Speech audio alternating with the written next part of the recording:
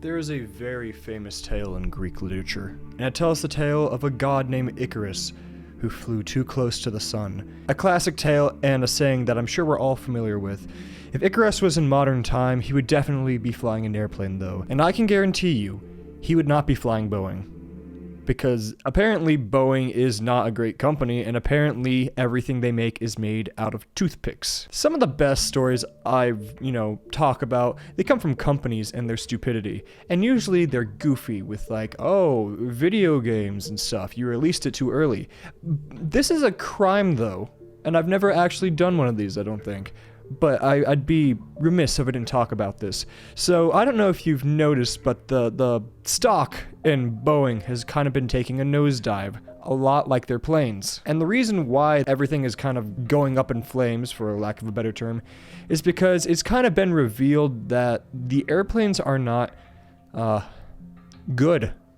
Barely flying, actually. There are so many different aspects to the story, but I think the reason that this is put into the more public eye is because Boeing had a whistleblower that recently came out, talking about the operation at Boeing and talking about the safety concerns that he had at Boeing. And then not long after that, he died. It was ruled a suicide, and, that was the story that everybody was given. Funny enough, though, or not funny enough, nobody believed that. At all. Everybody immediately assumed that he was killed and that this was a cover-up. And that seems to be the temperature that everybody's taking so far. This man did not kill himself. Funny enough, he said that if I ever do die, it's not suicide. Now, for the non-believers out there who think that this is just some crazy conspiracy theory that, no, there's no way that this guy was killed. That only happens in movies. And you know what? If this was any other company, I might be inclined to agree with you, but you also have to consider that this is Boeing. Not the wacky, friendly neighborhood airplane, manufacturers. They're also military. They play a very heavy role in US military because they make planes. You know what else planes are used for? Bombs. Boeing has some sources. They've got some people that they can talk to if they want to make a problem disappear. Unfortunately for them, or rather fortunately for us, the whistleblower was able to give his testimony before he was definitely murdered.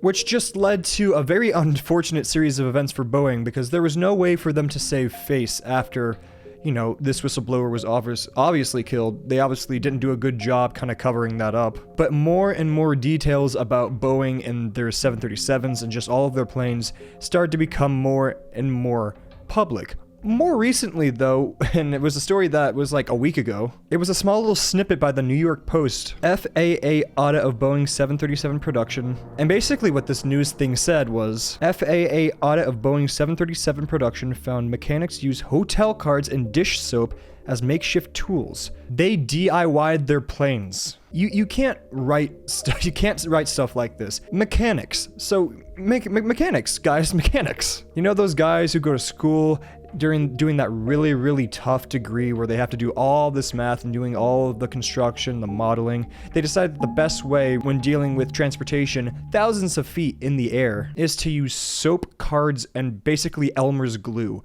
That's what you're flying with. And if that was not enough to convince you of the problem with Boeing, if you really need more convincing that Boeing's got a problem, recently one of the engines in their planes blew up mid-flight. So, no.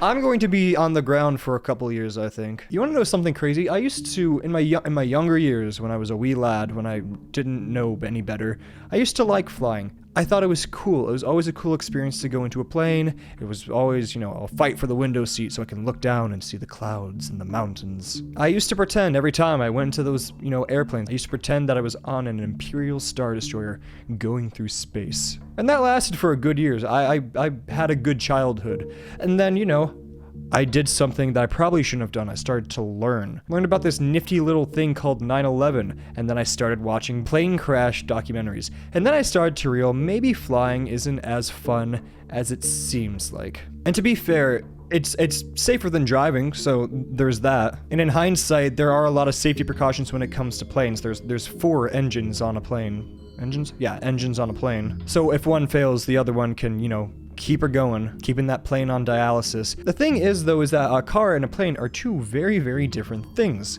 When you crash in a plane, you don't get a fender bender, you explode. You start hurling to the ground, thousands of feet in the air at a rapid pace, and then you hit the ground really hard and then you die.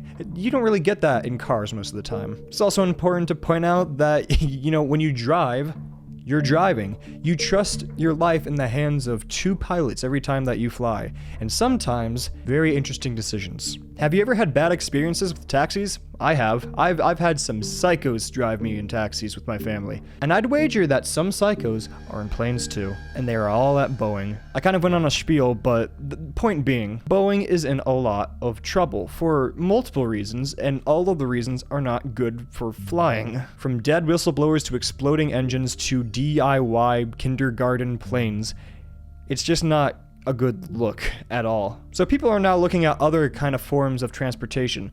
The problem is Boeing does take up like a good chunk of the air industry and airplane production. They are definitely the top dog, no matter how horrible their planes are. Some people are starting to look at Airbus now as another alternative to flying, which, I've never actually had an Airbus experience. I have no idea what that would entail. But at this point, people are willing to take, that over Boeing, which is crazy. Everything that's come out has not satiated my fear. I don't feel like a brave boy. I don't feel like a man like in SpongeBob with the leaf mustache.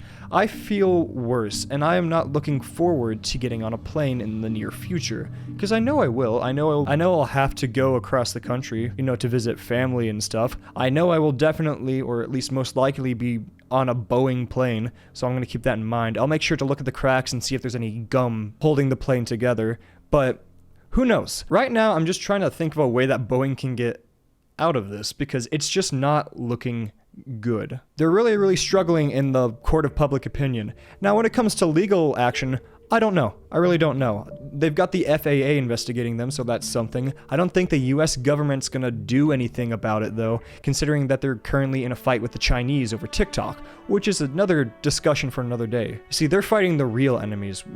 Crashing planes, DIY, dead whistleblower? What? No, I can't see, can't hear it. It's not happening. We gotta deal with the Chinese. So I wouldn't expect any justice on behalf of the whistleblower, because according to, I don't know, the official report, he died by suicide, which we all know is a whole load of hwaza. If there's any consolation at all on that side of the story, most of the world believes that he was killed, so there's that. At least it's not as hidden under the rug as it could be. Now, will they get justice?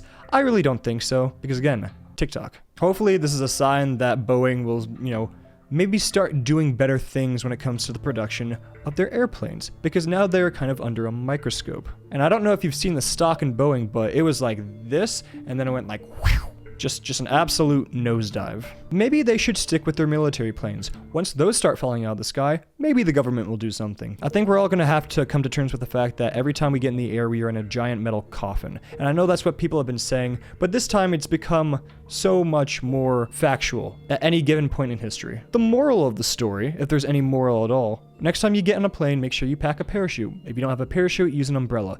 It will hopefully, just like Oswald Cobblepot your way down to the ground. Who knows? Maybe it'll work. That or like a giant pogo stick, so that way you can jump back up and then slowly start bouncing your way down. Or you can get one of those giant bubble balls. I've got tons of ideas to survive, and I will be packing a lot. My suitcase will be very full next time I fly. But that's it for me today. Thank you so much for watching, if indeed you still are. My name is Brockster, and I bid you all adieu.